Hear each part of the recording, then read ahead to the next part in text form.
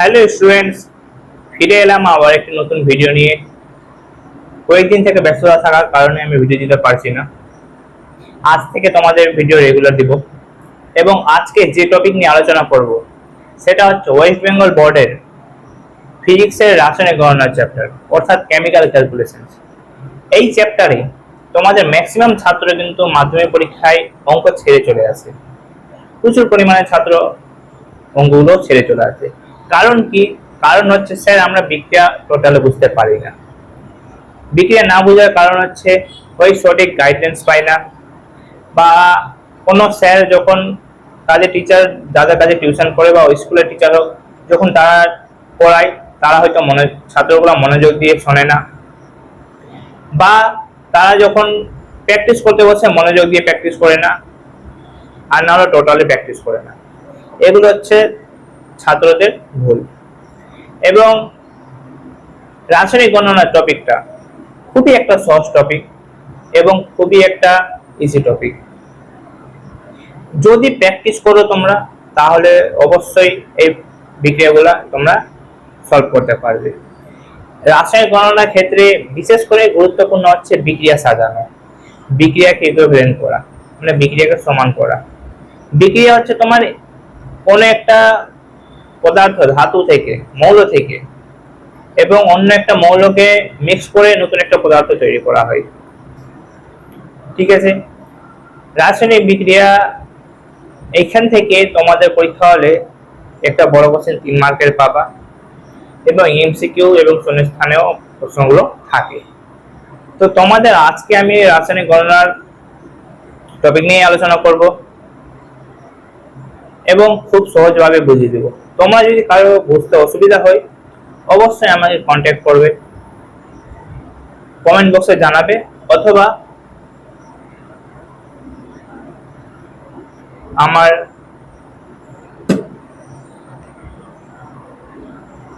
আমার contact number আমি দিয়ে দেব, তোমরা আমার সাথে কন্ট্যাক্ট করে নিতে পারো। যদি তোমাদের কোথাও অসুবিধা হয় বুঝতে, সেই নম্বরে আমার সাথে কন্ট্যাক্ট করতে পারো। এবং আমি আদার্স টপিকের ওপর, আদার্স চ্যাপ্টারের ওপর আমি কিন্তু ভিডিও আপলোড করে দিব। আমার ইউটিউব চ্যানেলেও আপলোড করা থাকে, ইনস্টাগ্রামে আপলোড করা থাকে, ফেসবুকে আপলোড করা থাকে। তোমরা সেখানে গিয়েও দেখে নিতে পারো। আমি লিংক তোমাদের ডেসক্রিপশনে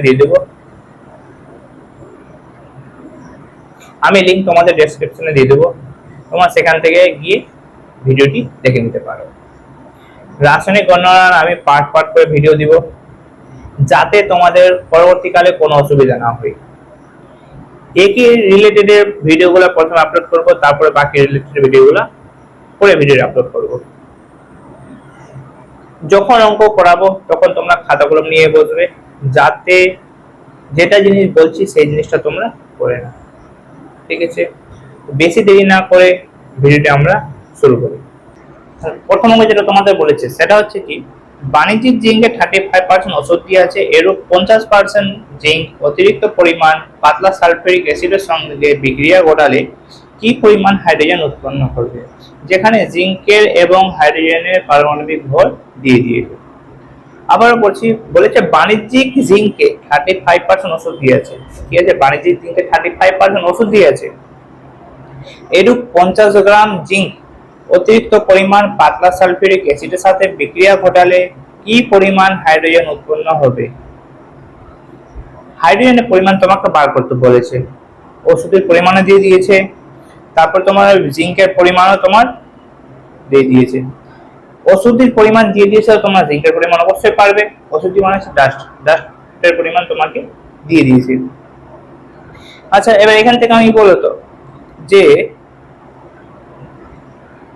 আমি বুঝতেই পারবো যে কি টপিকটা বার করতে বলেছে, মানে কি জিনিসটা আমার বলে দিয়েছে। অর্থাৎ দেখো, ওষুধের পরিমাণ কত বলেছে? 35%। লিখে নাও, ওষুধের পরিমাণ কত? ওষুধের পরিমাণ হচ্ছে তোমার 35%। তারপর বলেছে কি, যে 50 গ্রাম অতিরিক্ত পরিমাণ পাতলা সালফিউরিক অ্যাসিডের বিক্রিয়া ঘটাতে বলেছে। কত গ্রাম? 50 গ্রাম। আচ্ছা, একটা জিনিস বলো তো আমাকে, ওষুধের পরিমাণ যদি 35% হয়, তাহলে বিশুদ্ধ জিঙ্কের পরিমাণ কত হবে? তাহলে লিখবো, অতএব বিশুদ্ধ জিঙ্কের পরিমাণ,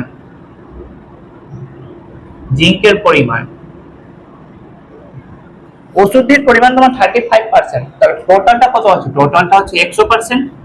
100 থেকে যদি 35 বাদ দিয়ে দেওয়া হয় তাহলে কত হবে? 65%। তাহলে বিশুদ্ধ জিঙ্কের পরিমাণ কত? 65%। তাহলে বলো তো যে 100 গ্রাম নমুনার মধ্যে, মানে 100 গ্রাম নমুনা দ্রবণটা যে আছে, যে তোমাকে প্রোডাক্টটা দিয়েছে, 100 গ্রাম নমুনার মধ্যে জিঙ্কের পরিমাণ কত? জিঙ্কের পরিমাণ মানে তোমার বিশুদ্ধ জিঙ্কের পরিমাণ কত হলো? সেটা হচ্ছে তোমার 65%, মানে 65 ভাগ 100 গ্রামের মধ্যে 65%, অর্থাৎ কত? 65 গ্রাম। এখানে বলতো 1 গ্রাম নমুনার মধ্যে জিঙ্কের পরিমাণ কত হবে? 65 বাই 100 গ্রাম। 50 গ্রাম নমুনার মধ্যে বলেছে পাতলা সালফিউরিক অ্যাসিড এর সাথে বিক্রিয়া করলে কি পরিমাণ হাইড্রোজেন উৎপন্ন হবে? তাহলে 50 গ্রাম চেয়েছে। 50 গ্রাম নমুনার মধ্যে জিঙ্কের পরিমাণ কত হবে? 65 বাই 100 ইন্টু 50 গ্রাম। কাটাকাটি করলে 0, 5 দিয়ে 10, 65 বাই 2 গ্রাম। কত বেরোলো? 65 বাই 2 গ্রাম। এটা কি বেরোলো? এটা হচ্ছে তোমার 50 গ্রামের মধ্যে জিঙ্কের পরিমাণ কতটা আছে সেটা বেরোলো। এবার তোমাকে বার করতে বলেছে যে হাইড্রোজেনের পরিমাণটা কত, তোমাকে সেটা বার করতে বলেছে। হাইড্রোজেনের পরিমাণ, তো হাইড্রোজেনের পরিমাণ কিভাবে বার করবা? জিঙ্কের সাথে কার বিক্রিয়া বলেছে? Sulphuric acid. জিঙ্কের সাথে কি বিক্রিয়া বলেছে? তোমার সালফিউরিক অ্যাসিডের বিক্রিয়া। তো বলো তো সালফিউরিক অ্যাসিডের সাথে জিঙ্কে যদি বিক্রিয়া করে তো কত পরিমাণ বলেছে, কত পরিমাণ মানে কি পরিমাণ হাইড্রোজেন উৎপন্ন হবে? হাইড্রোজেন উৎপন্ন হবে অবশ্যই জেএনএ এর সাথে জিঙ্কের সাথে লৌহ সালফিউরিক অ্যাসিডের বিক্রিয়া করলে হাইড্রোজেন উৎপন্ন হবে বলে দিয়েছে। আচ্ছা, তো হাইড্রোজেন উৎপন্ন হয়ে গেল, তো বাকি কি থাকছে? তো বাকি থাকছে তোমার ZnSO4। কি থাকছে তোমার? বাকি থাকছে তোমার ZnSO4। হাইড্রোজেন উৎপন্ন হয়ে গেল, বাকি থাকছে তোমার ZnSO4। আচ্ছা, জিঙ্কের পরিমাণ কত বলেছে? জিঙ্কের পরিমাণ বলে দিয়েছে তোমার 65%। কত বলেছে? 65%, মানে 65 গ্রাম। পার্সেন্ট না, সরি 65 গ্রাম, কারণ 100 এর মধ্যেই বলেছে, তাহলে 65 গ্রাম। হাইড্রোজেনের পরিমাণ কত বলেছে? তোমাকে বার করতে হবে। আচ্ছা, হাইড্রোজেনের পরিমাণ কত হয়? 2। কেন? হাইড্রোজেনের ভর কত? 1, আর তার পারমাণবিক ভর কত? 2। ইকুয়াল টু বলতে যাই আমি 1 ইনটু 2 মানে তোমার 1। একের পারমাণবিক ভর কত? 1 ইনটু 2 মানে সমান তোমার 2। এগুলো তাহলে বলো যে 65 গ্রামে হাইড্রোজেন কতটা থাকে? বলো তো যে 65 গ্রাম জিঙ্কের মধ্যে H2 এর পরিমাণ কত?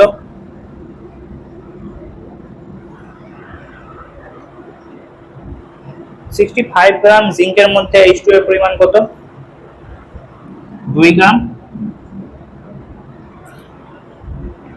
ঠিক তো? এরপরে বলেছে তোমার 65 বাই 2 গ্রাম। এরপরে কি বলেছে? 65 বাই 2 গ্রাম জিঙ্কের মধ্যে H2 এর পরিমাণ কত? 2 বাই 65 ইন্টু 65 বাই 2। ঠিক তো? 65 কেটে গেল, 2 কেটে গেল, কি বেরালো? 1 গ্রাম। তাহলে যেটা চেয়েছে যে পাতলা সালফিউরিক অ্যাসিডের সঙ্গে বিক্রিয়া ঘটালে কি পরিমাণ হাইড্রোজেন উৎপন্ন হবে? কত পরিমাণ হাইড্রোজেন উৎপন্ন হচ্ছে? 1 গ্রাম হাইড্রোজেন তোমার উৎপন্ন হচ্ছে। এটাই হচ্ছে অ্যান্সার। অঙ্ক ক্লিয়ার। কোথাও বুঝতে সমস্যা হলো অঙ্কটা দেখে নাও। যদি কোথাও বুঝতে সমস্যা হয় কমেন্ট বক্সে দাগ নম্বর দিয়ে, এটা হচ্ছে তোমার 1 নম্বর, যেমন দাগ নম্বর দিয়ে তুমি আমাকে বলে দিবে। সেই এই 1 নম্বরের অঙ্কটা বুঝতে পারবে। ঠিক আছে, আমি পরের ভিডিওতে যদি পারবো সেটা সলভ করে দেব। ওকে, এরপর যেটা অঙ্ক, সেটা অঙ্ক কি বলেছে, সেটা অঙ্ক বলেছে যে 8.4 গ্রাম নাইট্রোজেন উৎপন্ন করার জন্য কত পরিমাণ অ্যামোনিয়াম নাইট্রেটকে উত্তপ্ত করতে হবে। 8.4 গ্রাম নাইট্রোজেনকে উৎপন্ন করার জন্য কত পরিমাণ অ্যামোনিয়াম নাইট্রেটকে উত্তপ্ত করতে হবে। খুবই একটা সহজ জিনিস এবং খুবই একটা ভালো জিনিস। নাইট্রোজেন উৎপন্ন করার জন্য অ্যামোনিয়াম নাইট্রেট তোমার উত্তপ্ত করতে বলেছে। নাইট্রোজেন বার করার জন্য কি লাগবে, অ্যামোনিয়াম নাইট্রেট লাগবে। এবং অ্যামোনিয়াম নাইট্রেট অর্থাৎ হচ্ছে তোমার NH4NO, অ্যামোনিয়াম নাইট্রেট অর্থাৎ হচ্ছে যে NO3 না NO2, একে উৎপন্ন করার মানে উত্তপ্ত করার জন্য, উত্তপ্ত করলে নাইট্রোজেন উৎপন্ন হবে, অর্থাৎ নাইট্রোজেন মানে N2 উৎপন্ন হবে। আচ্ছা, তো আমাকে কি বললো যে নাইট্রোজেন যখন উৎপন্ন হয়ে গেল কি কি উৎপন্ন হবে, অ্যামোনিয়াম নাইট্রেট যখন উত্তপ্ত করব তখন নাইট্রোজেন উৎপন্ন হয়ে গেল, আর একটা জিনিস উৎপন্ন হবে কি, সেটা হচ্ছে তোমার H2O। অ্যামোনিয়ামকে উত্তপ্ত করলে তোমার জল কিন্তু বেরাবে, H2O বেরিয়ে গেল। দেখো তো N কোটা আছে এখানটায়, এখানে একটা, H কোটা আছে 4টা, আবার N কোটা আছে এখানটায় একটা, O কোটা আছে 2টা, এখানে N কোটা আছে 2টা। N এর কাজ তোমার কিন্তু ক্লিয়ার হয়ে গেল। O কোটা আছে 2টা, কিন্তু এখানে O কোটা হয়ে গেছে একটা, ও আরো লাগবে। N কোটা আছে, ক্লিয়ার হয়ে গেছে N এর কাজ। এবার আমাকে বলো যে H2 তো আমার এখানে H4টা আছে, আমাকে আরো 2টা লাগবে। এখানে আমি যদি 2 লাগিয়ে দিই হয়ে গেল তোমার ক্লিয়ার। H হয়ে গেল তোমার কোটা 4টা, H হয়ে গেল 4টা, O হয়ে গেল 2টা, বিক্রিয়া কিন্তু ক্লিয়ার হয়ে গেল। ওকে, তাহলে আমরা বিক্রিয়াটা যখন আমাদের ইকুইভ্যালেন্ট হয়ে গেল, আমরা বাকিগুলো করতে পারবো, সলভ করতে পারবো। কি বলেছিল যে 8.4 গ্রামে নাইট্রোজেন উৎপন্ন করার জন্য কত পরিমাণ অ্যামোনিয়াম নাইট্রেটকে উত্তপ্ত করতে হবে।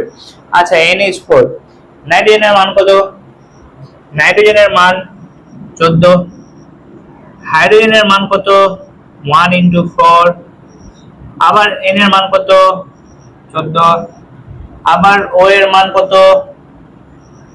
2 × 16। ঠিক আছে, তাহলে কার মান চেয়েছে, জলের মান না, নাইট্রোজেন, তাহলে 14 × 2। ওকে, এখানে কত হয়ে যাবে, 14 + 4 + 14 + 16 দিয়ে 32। টোটালটা যোগ করো, যোগ করে কি বেরাবে, 14 × 28, 28 আর 4 32, 32 যোগ করলে হয়ে যাবে তোমার 64 গ্রাম। এটা হয়ে গেল তোমার 28 গ্রাম। বলো তো যে নাইট্রোজেন উৎপন্ন করার জন্য কত পরিমাণ অ্যামোনিয়াম নাইট্রেটকে উত্তপ্ত করতে হবে। আচ্ছা, 28 গ্রাম লিখবা, 28 গ্রাম নাইট্রোজেন পাওয়ার জন্য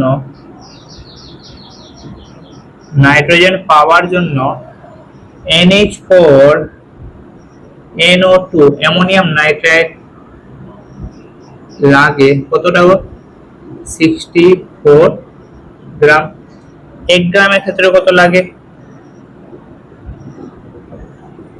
1 গ্রামের ক্ষেত্রে লাগে 64/28 গ্রাম।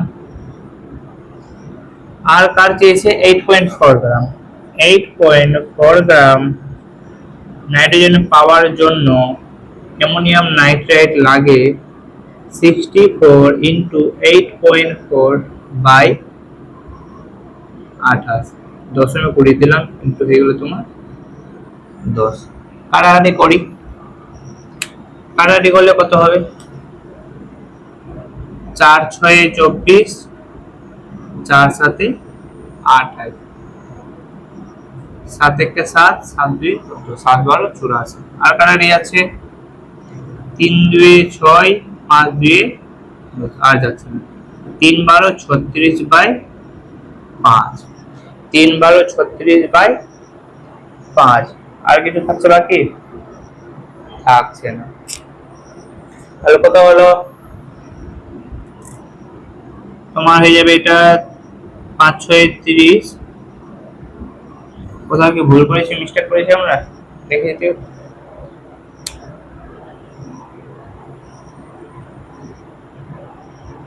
ও সরি, কাটাকাটি আমাদের ভুল করেছি, সরি। আর এ তো কম তো আসবে না, কারণ অনেক কম চলে আসছে। 64/28 ইন্টু 8.4। দশমে করালাম, 10 আসলো। 4×16=64, 4×7=28, 7×12=84। 3×4=12, 6×2=12, 5×2=2, 6×16=96/5। এটা হয়ে যাবে তোমার 5×19=95, 19.2 গ্রাম NH4NO2। ক্লিয়ার? কোথাও ডাউট থাকলে সেম দাগ নম্বর দিয়ে বলে দিবি এখানে ডাউট আছে। ওকে, তোমরা এই কয়েকটা হোমওয়ার্ক করে নিয়ে আসো তো। কি কি বলেছে যে খোলা বায়ুতে 250 গ্রাম CaCO3 কে উত্তপ্ত করলে কি পরিমাণ ওজনের হ্রাস ঘটবে?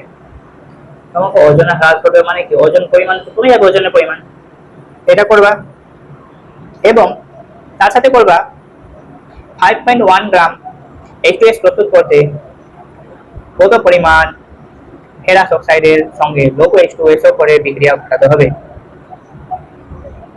এটা যেহেতু আমি করিয়ে দিয়েছি, তো তোমরা নিজে থেকে একবার ট্রাই করবা। খাতা দেখবা না, কোনো ভিডিও দেখতে যাবে না, তোমরা নিজে থেকে বাড়িতে বসে সলভ করবা। আরেকটা বলো তার সাথে যে সোডিয়াম কার্বনের যোগে সোডিয়ামের শতকরা পরিমাণ কত তা নির্ণয় করো। ঠিক আছে, এই কয়েকটা হোমওয়ার্ক করে নিয়ে আসবা।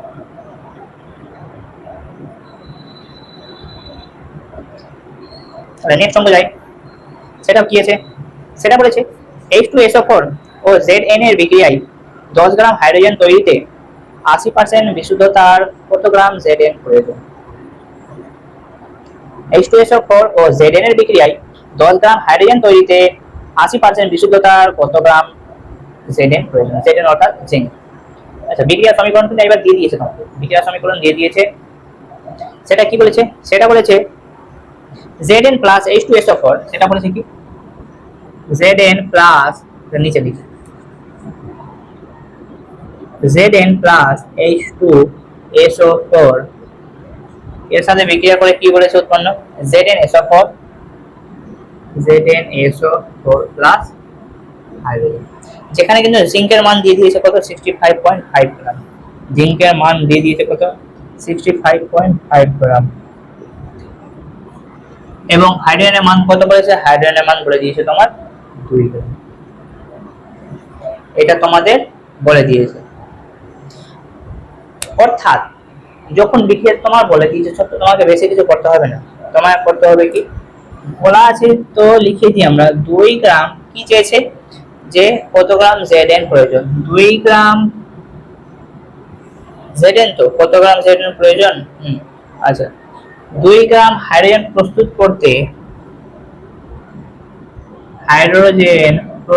করতে 65.5 গ্রাম Zn লাগে। 65.5 গ্রাম Zn লাগে। চেয়েছে কি 10 গ্রাম হাইড্রোজেন তৈরিতে 80% বিশুদ্ধতা। আচ্ছা, 10 গ্রামে কতটা লাগবে? 10 গ্রাম হাইড্রোজেন প্রস্তুত করতে কতটা লাগবে? 65.5 বাই 2 ইন্টু 10। 10 নম্বর বাড়ালাম, কত হয়ে গেল? 10 নম্বর। 10 কেটে গেল 655 বাই 2 গ্রাম Zn লাগে। আরেকটা যে বলেছে হাইড্রোজেন তৈরিতে 80% বিশুদ্ধতার কত গ্রাম? 80% বিশুদ্ধতা মানে কি? 80% বিশুদ্ধতা অর্থাৎ হচ্ছে তোমার 80 গ্রাম বিশুদ্ধ Zn এ কি বললাম, 80 গ্রাম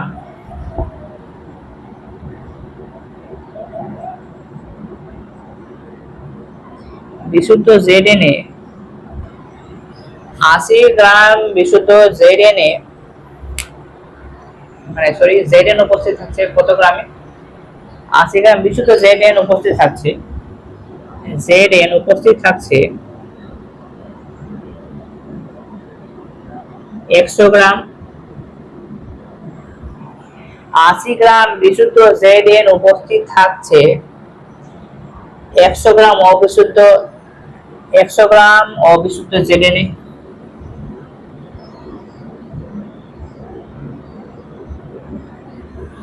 একশো গ্রাম অবিশুদ্ধ ZNA। তাহলে তোমাকে বার করতে কি বলেছে, যে এত গ্রাম ZNA উপস্থিত থাকছে কত গ্রাম, মানে এত গ্রাম ZN উপস্থিত থাকে কত গ্রাম অবিশুদ্ধ ZNA। তার মানে কি করব, 60 মানে 655 বাই 2 গ্রাম বিশুদ্ধ ZN উপস্থিত থাকে 100 বাই 80 ইনটু 655 বাই 2 গ্রাম বিশুদ্ধ। ওকে, এবার কি করব, আমরা করব কাটা কাটি।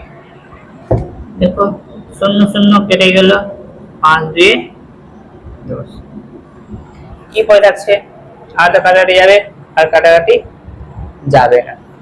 গুণ করে দিই, 5 5 25 এর 5, হাত থাকলো 2, 5 5 25 26 27 এর 7, হাত থাকলো 2, 5 6 30 31 32 বাই 8। এবার সেটাকে কাটাকাটি করো, সরি কাটাকাটিতে যাবে না, কারণ শেষে যেহেতু 5 আছে আর নিচে আছে জোড় সংখ্যা, তো জোড় সংখ্যা যতই কাটো তোমার সেখানে 5 আসবে। তো আমরা গুণ করি, সরি ভাগ করি, ভাগ করলে আমাদের অ্যানসার বেরিয়ে যাবে। ভাগ তোমরা করে নিবা, আমার যেহেতু ভাগ করা আছে আমি ভাগটা দেখে দেখে বসিয়ে দিই। সেটা হচ্ছে তোমার 409.375 গ্রাম অবিশুদ্ধ ZN। ঠিক আছে, এত গ্রাম অবিশুদ্ধ ZN, এটা হয়ে গেল তোমার উত্তর। ক্লিয়ার? আজ এতটাই থাক, এরপর দিন আমরা শুরু করব নতুন একটা টপিক, সেটা হচ্ছে এসটিপি। এসটিপিতে কত লিটার কত পরিমাণে মৌলগুলো থাকে, ঠিক আছে, আয়তন সংক্রান্ত নিয়ে আলোচনা করব। আজকে এই পর্যন্তই থাক, এরপরে দেখা হবে নেক্সট ভিডিওতে, সেখানে আলোচনা করব এসটিপি অর্থাৎ আয়তন সংক্রান্ত নিয়ে।